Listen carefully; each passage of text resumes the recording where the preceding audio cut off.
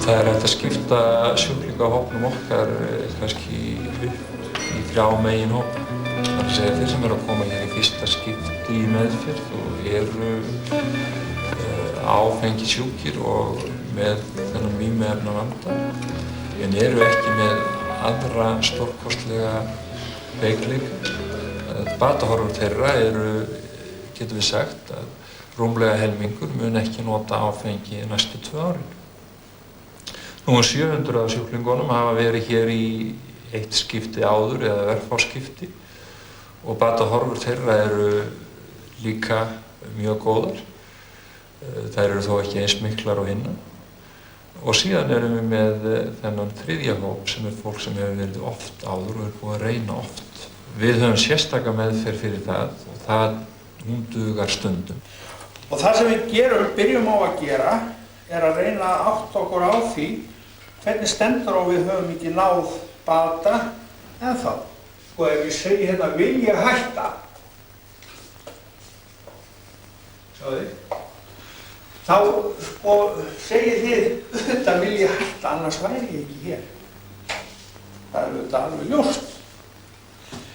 Og haldið að þannig séu þið búinir að afgreiða þetta mál, en þetta mál er bara ekki svona einfalt vegna þess að til þess að hætta þá þurfum við að gera ýmsa hluti.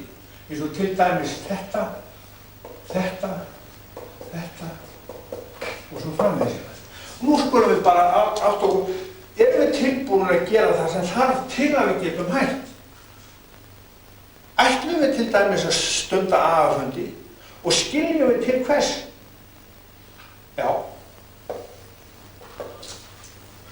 Ætlum við að fá okkur trúnaðarmann og skiljum við til hvers? Já. Ætlum við að hætta að umgangast drykkjufélaga og skiljum við til hvers? Nei, ég er nú ekki alveg klár á því. Og svona þurfum við að fara yfir þetta. Og þá þurfum við líka, jafnframt ef við viljum hætta að drekka, að sjá að við þurfum að vera tilbúin að breyta þessum neyjum í já. Sjáðu. Og þess vegna segjum við í AA, þú verður að hafa þá hæfni að geta gefið þessari einföldu stefnu og vald, sjáðu. Ef þið skortir það, ef þú ert með það, nei, ég ætla ekki að gera þetta, að þá þetta nærði ekki bata. Já, ég náði eins og bata, ég fyrsta. Það var alveg heilt ár í bata. Já. Svo kom hún að breyta um líf. Móðir mín dó og ég... Akkurat. Ég tel mig nú hafa ráðið nokkuð við það samt. En svo komu svona fleiri breytingar. Keypti mér nýjan bíl og ég fór svo í tilfinningasamband og... Akkurat. Ég bara höndlaði þetta ekki. Nei, ekki allt þetta. Nei, alltaf hálfa árið sko. Já, þetta er þið eru alveg með á nótunum, skiljið þetta og þetta er alveg við. Já, ok, hættu fyrir.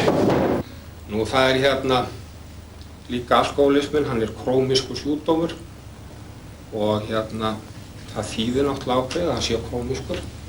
Það er það að við læknumst aldrei alveg af þessum sjúkdóm. Við getum haldið honum niðri. Hann er alltaf undirliggjandi og ef við pössum okkur ekki þá kemur hann upp á yfirborðið. Og við gerum það með þessum. En það er ekki hægt að mæla sem sagt árangur af starfinu hjá þeim út frá því hversu margir eru að hætta að drekka. Þetta er eins og margt sem við erum að fást við í læknisfræðinni. Við erum sjaldnast að fást við sjúkdóm sem við getum læknað. Allur okkar tími fer miklu meira í það að fást við eitthvað sem við ráðum ekki við. Hann felst í því að líkna fólki og reyna að rýna þrautir fólks sem er með króníska sjúkdóm og er að deyja. Í það fer allt okkar starf. Já, ég var í áfengisvandræðum. Ég var að reyna að koma hér að bóta því. Hvernig svona merkiru það? Og þú sér komin í? Já, bara þann hátt að mér finnst ég verið að drekka mikið. Hvenær byrjaði að drekka? Já, ég náttúrulega var ungur fyrir smakkaði fyrst. Þá var ég orðinn 18-19 ára, svoleiðis. Kannski ekki ung í dag. Hvenær fórstu svona að vera meðvitaður að þú drykkir þér í óhag? Já, það er svona 3-4 ár síðan. Mér fannst það vera svona. Hvernig fórstu þá að drekka öðruvísi? Þá fór ég að drekka meira dag eftir dag.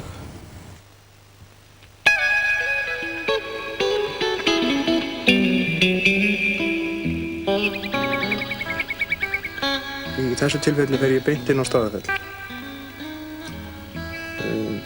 Því að ég hef verið þarna áður á Vogi og er því settur í svokallað víkingaprógram. Það er svo skrítið með það að á leiðinni þá er ég aðalega að hugsa hvað veginir eru slæmir. Ég bölvaði eiginlega alla leiðina hvað veginir eru leiðilegir þarna vestur í sveitir. Ég er mjög sáttur við að fara á Staðarfell. En hugurinn er ekki mikið á flökti á leiðinni. Þetta er svona, ég horfi bara út gluggann og horfi á bæina og reyna að eyða tímanum á leiðinni. Það er lítið talað, við erum nokkrir félagar saman. Það er lítið talað saman á leiðinni. Það er hver með svona sína þanga.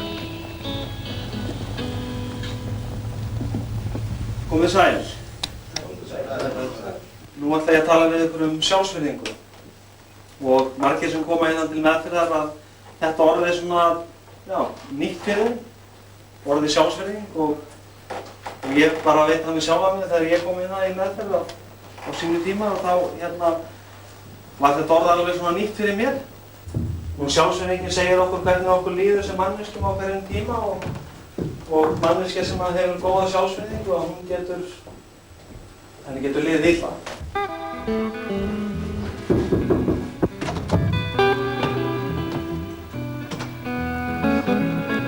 Leysa á stólinn. Leysa á stólinn.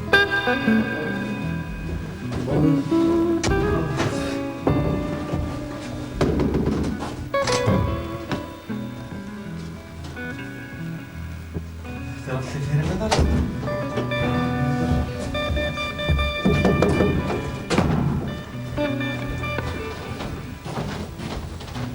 Góðan daginn. Góðan daginn. Ég kallaði Halli og er alkohólisti. Já, húsið í morgun, það var bara mjög gott og ég held við getum bara að klappa á okkur á öxlinni. Það var mjög gott.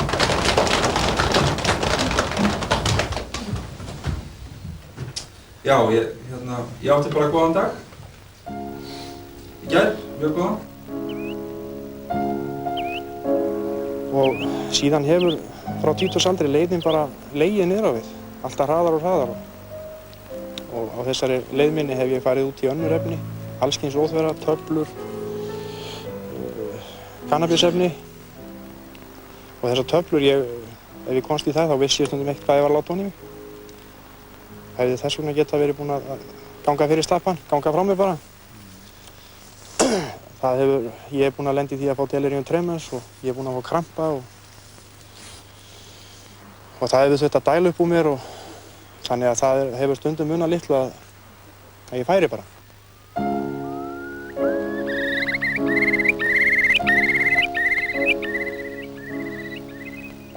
Þú ert búinn að fara 6 sinnum. Nei.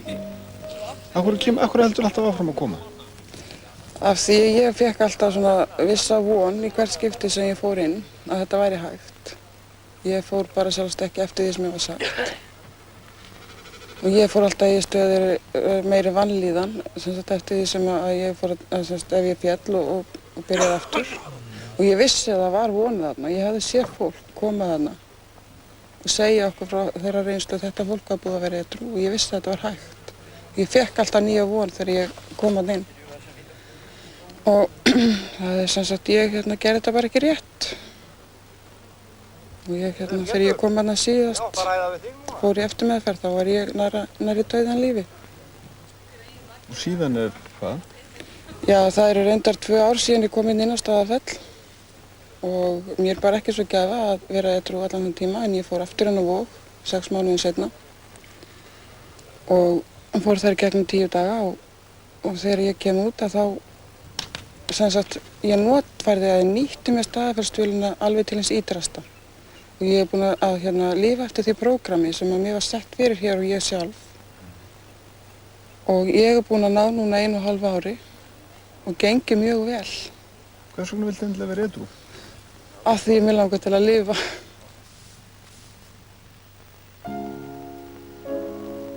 Konurnar eru oft með mikla sektarkennd. Ég veit ekki hvort það er mikill munur, ekki neyslumunur en eitt slíkt, en það er sektarkenndin sem er kannski meira áberandi hjá konum. Og þar vilja ju sinna sínum börnum vel, það vilja allar mæður. Líka alkohólistar.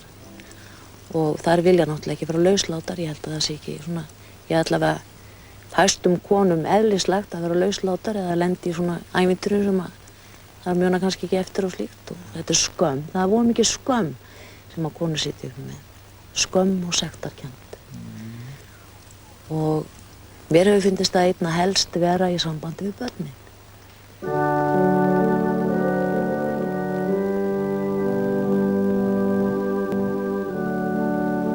Vissulega ef þau eru mjög ung er ekki ólíklegt að þau þurfa að koma aftur. Þá er oft kannski, þá er ég að tala kannski um krakkar sem eru 17-18 ára, 16-17-18 ára, sem eru jú kannski ekki búin að upplifa svo mikla þróun. Það er að segja, vandamálinn, það er kannski ekki komin hinn svona eiginlega drykkjusaga.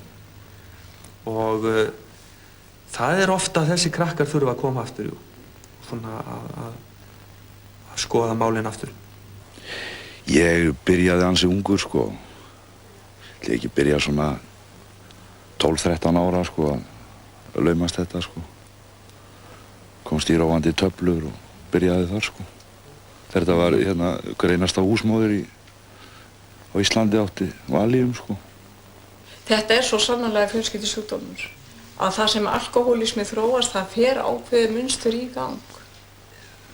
Við skulum segja að það sé maðurinn sem er alkohólistan, eiginkonan og börnin verða afskaplega upptekin af þessari drykkju, eiginmanns og föðurs. Og aftur alkohólistinn, hann er mjög upptekin af náttúrulega drykkjunni. Svo þess að þarna skapast vítahringur. Og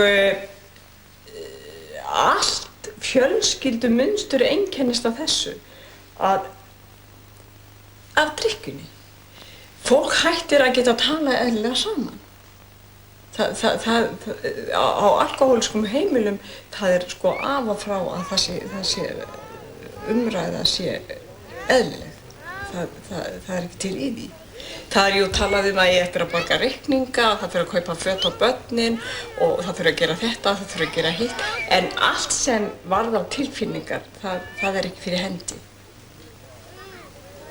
Og það er mjög þekkt í þessu að börn fara að hafa geysilega mikla áhyggjur af ástandinu á heimilinu. Þetta kemur núna á náminu hjá börnum. Þau eru svo upptekin. Maður er bókstaflega alltaf með hugan við hennan alkohólista. Hvernig verður þetta þegar ég kem heim? Börnin fara að hugsa um þetta í skólanum. Hvernig er ástandið þegar ég kem heim? Nú, ef að kona vinnur úti, það er það sama. Hvernig er þetta skylda að koma drukkin heim? Eða hvernig verður heima? Sko, það snýst allt þennan alkohólista. Hvernig hann sé. Skyldi hann drekka í dag? Í hvernig skapi skyldi hann vera. Og það fer alltaf snúast þetta.